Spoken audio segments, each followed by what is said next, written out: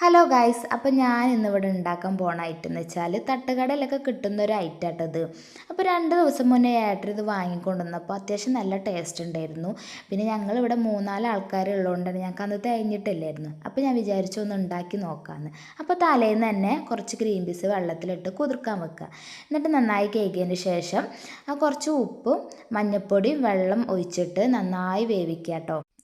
നന്നായി അടച്ച് വേവിക്കുക. ആ ടൈമിൽ തന്നെ നമുക്ക് ഒരു 3 മുട്ട എടുത്തിട്ട് ഒന്ന് അടിച്ചെടുക്കാം കേട്ടോ. അപ്പോൾ എൻ്റെ കയ്യിൽ 3 മുട്ട ഉള്ളായിരുന്നു. അപ്പോൾ നിങ്ങളുടെ കയ്യിൽ എക്സ്ട്രാ 2 കൂടി ഉണ്ടെങ്കിൽ ചേർത്താൽ ഒന്നും കൂടി ടേസ്റ്റ് ആയിരുന്നു. അപ്പോൾ ആ ടൈമിൽ തന്നെ ഇതാ ഗ്രീൻ പീസ് നന്നായി വെന്തിട്ടുണ്ടായിരുന്നു കേട്ടോ. അപ്പോൾ ഗ്രീൻ പീസ് അത് വെള്ളമൊക്കെ ഊറ്റി വെക്കാൻ വേണ്ടി ഒരു പാത്രത്തിലാക്കി വെച്ചിട്ട് ആ ചീനച്ചട്ടിയിൽ തന്നെ കുറച്ച് വെളിച്ചെണ്ണ, കുറച്ച് കടുക്, കറിവേപ്പില, അതിലേക്ക് തന്നെ ചെറിയുള്ളി, പച്ചമുളക് ചെറുതായിട്ട് അരിഞ്ഞത് കേട്ടോ, അതും അതിലേക്ക് ഇട്ട് കൊടുക്കുക. എന്നിട്ട് അടിച്ച് വെച്ച മുട്ടയും കൂടി ഇട്ട് കൊടുക്കുക കേട്ടോ. അത്യാവശ്യം നല്ലോണം ഒന്ന് ഇളക്കി കൊടുക്കണേ, കാരണം ആ മുട്ടയും ചെറിയുള്ളിയും പച്ചമുളകും ഒന്ന് സെറ്റായണ വരെ ഒന്ന് ഇളക്കി കൊടുക്കുക കേട്ടോ.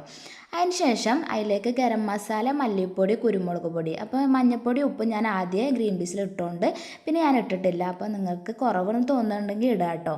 അതിലേക്ക് തന്നെ അത്യാവശ്യം ഒന്ന് ഇളക്കി കഴിഞ്ഞിട്ട് അതിലേക്ക് തന്നെ ഗ്രീൻ പീസ് ഇടുക.